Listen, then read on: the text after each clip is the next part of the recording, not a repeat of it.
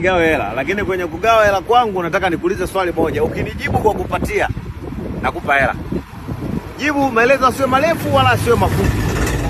Ukiniona mimi, unaona nini?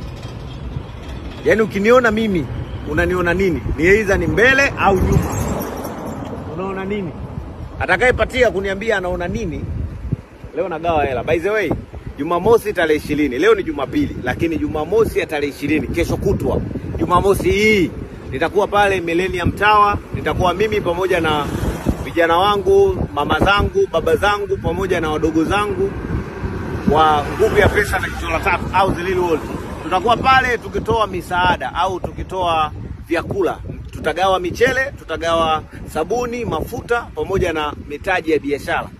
Mimi pamoja na familia yangu ya Nguvu ya Pesa na Jicho la Tatu au The Real World tumeamua kutoa sadaka ya kile Mungu ametutendea toka Januari mpaka tumefikia katikati ya mwaka.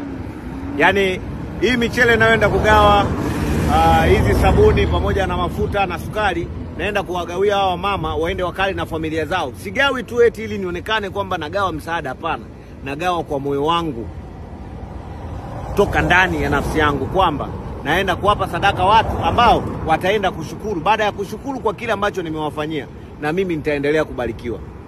Mimi pamoja na Nguvu ya Pesa na Jicho la Tatu tutaendelea kusaidia yatima na wajane wa mama wanaoishi kwenye mazingira magumu, kwa sababu ukimsaidia mama umemsaidia mtoto, umemsaidia baba. Mwanaume akuumbwa duniani kwa ajili ya kuja kusaidiwa. Mwanaume umeletwa kwa ajili ya kuja kusaidia. Na ndio maana mimi nataka niwaonyeshe ulimwengu, niwaonyeshe watu kwamba Mungu atubariki sisi kwa sababu eti tunajua au kwa sababu tunaweza.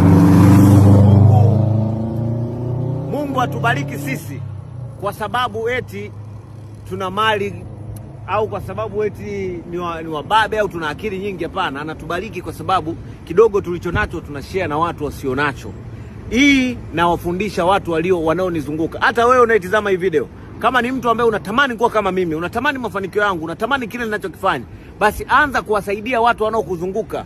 Watu hawatakupenda hata ufanye mazuri au mabaya, lakini wewe utakiwa kujali kuhusiana na kitu ambacho unafanya.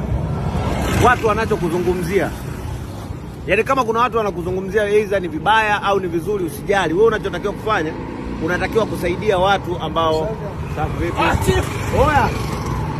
unatakiwa kusaidia watu ambao hawajiwezi. Kuna watu watasema, kwa nini unataka kutoa msaada kwa wajane na yatima? Unataka kuonyesha. Sifanyi hivi kwa ajili ya kukuonyesha wewe kwamba mimi ni mwema.